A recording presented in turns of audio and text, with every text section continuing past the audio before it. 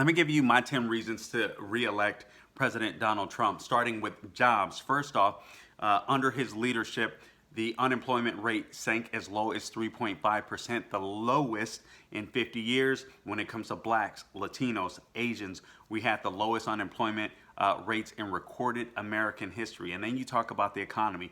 Despite the fact that Democrats in these blue cities and blue states are trying to keep their states and their cities locked down in order to hurt President Trump, despite that, we still have 33.1% growth in the third quarter alone. All right, and then you come to peace in the Middle East. Now, all of these prior presidents that have tried to get some type of peace deal in the Middle East, it hasn't happened yet. You have President Trump, without firing a shot, brokering a deal, this Abraham Accord between Bahrain, Sudan, these Arab nations, where they circumvented the Palestinians. No one thought it could be done. He's done that. He placed the capital of, or recognized the capital of Israel as Jerusalem. So these are things that he's doing. Then you go to judges. He put Amy Coney Barrett, the notorious ACB, on the bench. Kavanaugh on the bench. Neil Gorsuch on the bench.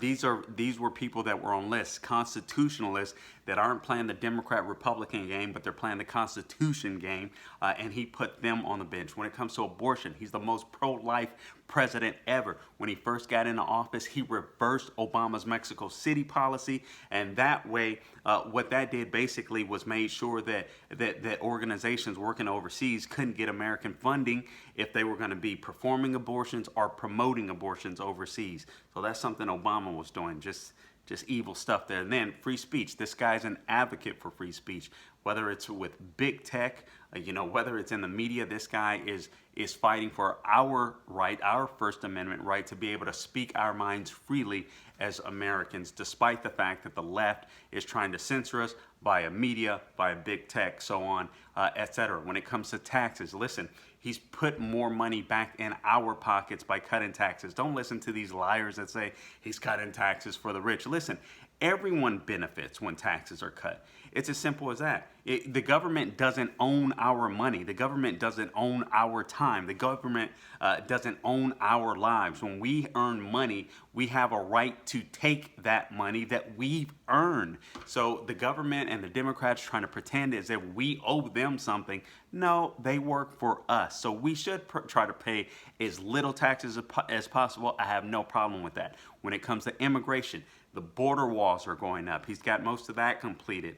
And immigration, illegal immigration, is down big time. When it comes to the military, remember what the Democrats did under sequestration. They gutted the military. All right, our soldiers didn't even have the proper amount of ammunition they needed in case they were to get into some type of battle. Not to mention the benefits that has come under his leadership when it comes to the Veterans Administration and all the work that he's done there. And then when you think about energy, we're energy independent. We're energy independent now. And that's why our gas prices are so low. You remember, just a few months under President George W. Bush, gas prices, skyrocketed to like $4 or something like that at the time, and the world went nuts, or Democrats, libs went nuts. It was like 3 or 4 months. And then under President Obama's administration, those prices remained or about the same for several years. Nothing ever happened.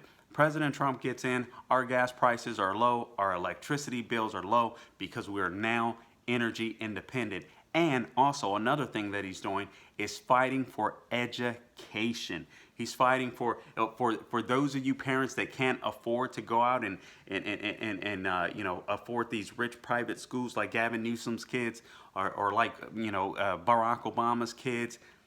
Listen, he's fighting so that you can have school choice for your children. This is especially important in minority communities and poverty-stricken communities.